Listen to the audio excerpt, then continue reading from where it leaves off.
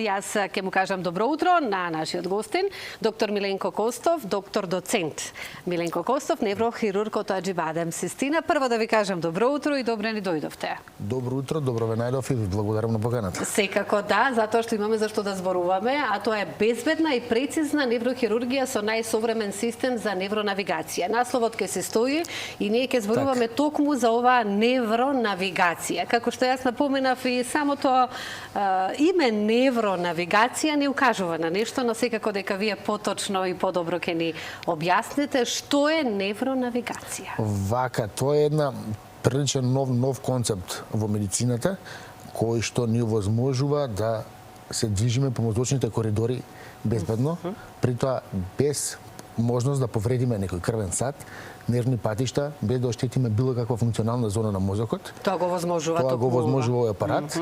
Со тоа предоперативно планирање кое ние го правиме на секој пациент, а при тоа ни овозможува да отидеме нешто слично како навигација и во кола. Да, не сватат луѓето полесно. полесно. Само кажува, да, со тоа што се движите сега по низ мозокот, да. Так. Ви овозможува да безбедно стигнете негде, завршите некоја работа, без оглед на тоа дали нешто да се извади, отстрани, тумор, крварење, некоја таква работа, или има потреба да нешто се остави, однесе таму, како што е некаков имплант, в кој што во разни состојби во неврохирургијата има потреба пациентот од тоа и да безбедно излезете од таму и се вратите. Значи тоа е една комбинација меѓу софтверско и хардверско решение кое што е интраоперативна алатка, значи се користи додека тече самата операција неврохируршка. Кратко и јасно и многу убаво да ви кажам ни објаснивте. И јас сега ќе ми се наметне прашањето кога е воведено за прв пат, затоа што сепак станува збор за многу современ метод, што се кога се однесува за нешто што е најнежно како орган во нашето тело, а тоа е мозокот. Концептот на невронавигација е околу 30 на години, меѓутоа бил во некои истражувачки води, додека воведувањето на самиот апарат како нешто што мора да го имате, е веќе 10 на години во западните земји постои.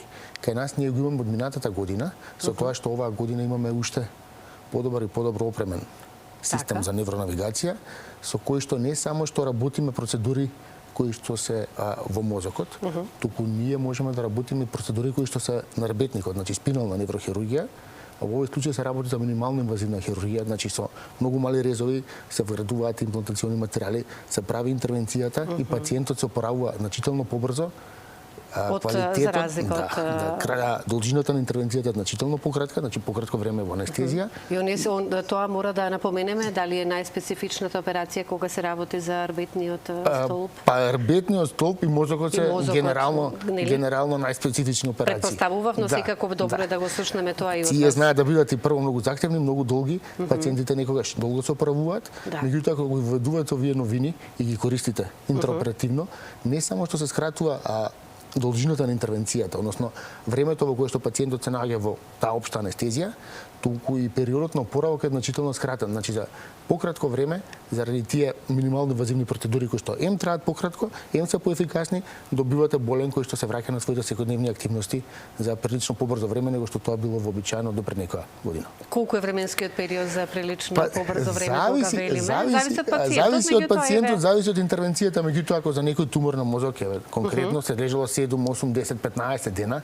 сега веќе и за 5 денови пациентот е слободен да си замине од болница во добра општа состојба и со можност да ги исполнува сите своји секојдневни потреби и обврски.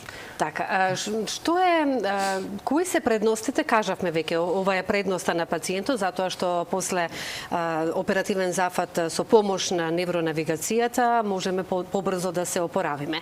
Меѓутоа, јас морам да ве прашам исто така, со оглед на тоа дека кажавте и секој ден ние учиме по нешто ново, но и вие, докторите, морам да признам дека секојдневно со напредокот на технологијата и еве овие најнови можности, апарати кои што ги имаме сега и кај вас Аџибадем Систина, претходно каде вие сето ова го совладавте или? Ова се работи кои што претходно беа достапни само во странство, значи во текот на еве конкретно моите едукации престои кои што се многу се нема ги редиме, меѓутоа се баш многу некои од нив беа доста долги. Сите овие интервенции ги совладав таму, значи начинот на кој што функционира апаратот, неговата употреба и неговите предности. Така. Таму ги учевме, па сега овдека ги имаме можност за прв пат во Џибадем систина да ги имплементираме. На колку пациенти досега имаме бројка статистика? Па неколку десетини се. Вас се обидував сега ги соберам, мислам дека се неколку десетини, значи далите 3-4 десетина пациенти веќе се собраа. Со кои најмногу проблематики со кои што се случува? Најчесто се бавиме за жал со онколошка проблематика, тоа се тумори на мозокот. Меѓутоа во догледно време планираме да отпочнеме и процедури кои што тоа се вика функционална неврохирургија, тоа се кај пациенти со Паркинсонова болест кои што имаат проблеми со своето движење, а поставување на одреден тип на импланти со кои што на тресење, тремор на рацете би се намалило, одот би се стабилизирал и подобрил. Тоа е одлична вест. Тоа е одлична вест која што се надеваме дека во прилично краток временски период, ама ќе дојдам ќе ви кажам повторно за тоа. Да, ќе биде достапна кај нас, бидејќи досега за ваков тип на интервенции пациентите заминува во странство и тоа далеко во странство, не било каде во странство, да. Тоа е една работа и втора го леснува животот, животниот го подобрува квалитетот на животот, добивате позадоволен човек, пациент, меѓутоа и општеството добива некој што може да допринесе во секојдневните потреби. Така. И исто така постои опција за која што исто пак ќе зборуваме, можеби полека ќе зборуваме за воведување на роботика во неврохирургија. Тоа е нешто што ќе биде навистина напредно и пред времето да речем, меѓутоа ќе за тоа во некоја наредна прилика. Па да, изненадување во медицината и еве како напреднува технологијата, па да кажам се повеќе и повеќе и тоа вие како доктори самите го знаете како било некогаш, како е сега. Малте на можеби не ајде сега да речеме на дневно ниво, меѓутоа на квартално или полугодишно ниво добивате новитети кои што ако не ги следите, ако први паш два новитета, во третиот веќе не може да се снајдеш. Така да бара прилично следење не само на медицинските, туку и на технолошките трендови. За вас никогаш не е завршено училиштето.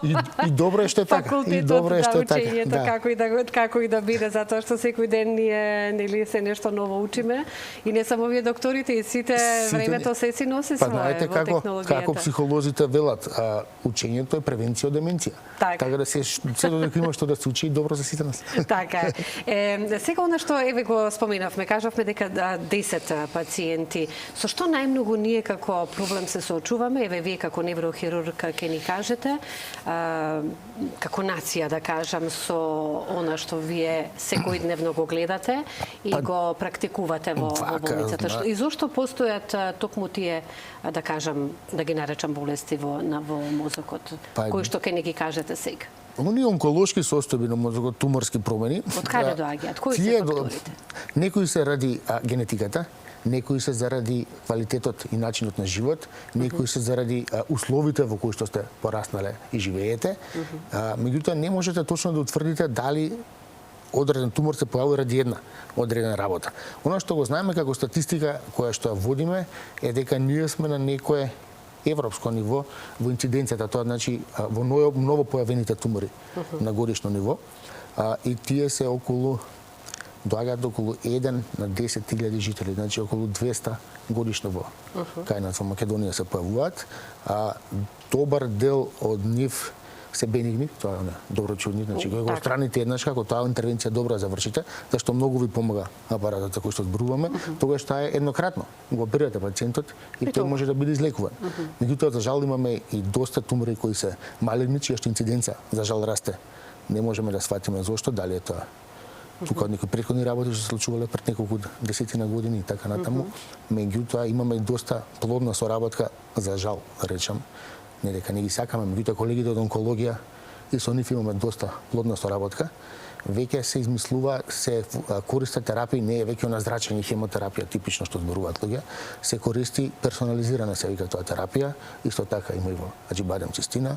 Значи тоа е терапија за која се изработува онколошки третман посебно за секој пациент, бидејќи се прави посебна типизација на туморската промена која има. Тука имате биолошка, имате имунолошка и разноразни терапии кои што го подобруваат, го продолжуваат животот, а го подобруваат и квалитетот на. Така, после оперативниот зафат зборуваме за сето ова што вие го нудите и како болница и со вашите колеги од онкологија.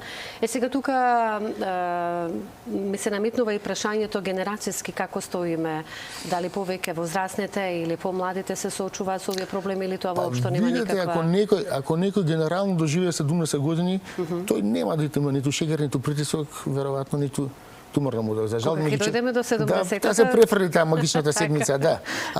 Меѓутоа, четвртата и петата деценија, за жал, оние луѓе кои што се во топ форма и во време кога треба највише да пренесуваат и за себе и за општеството, за жал инциденцията тука е највисока, Зошто се случува особено на малините тумори. Па има тука доста и Има ли генетски. одговор? Има тука и генетски предиспозиции, меѓутоа за да во тој период од животот добиете таква промена, треба и да влијаат надвршните фактори. Дали е тоа храна, дали е тоа загадување, дали е тоа начин на живот, тешко е да се предвиди конкретно, меѓутоа веројатно сите три работи одедно заедно. Сите три фактори, да. Да.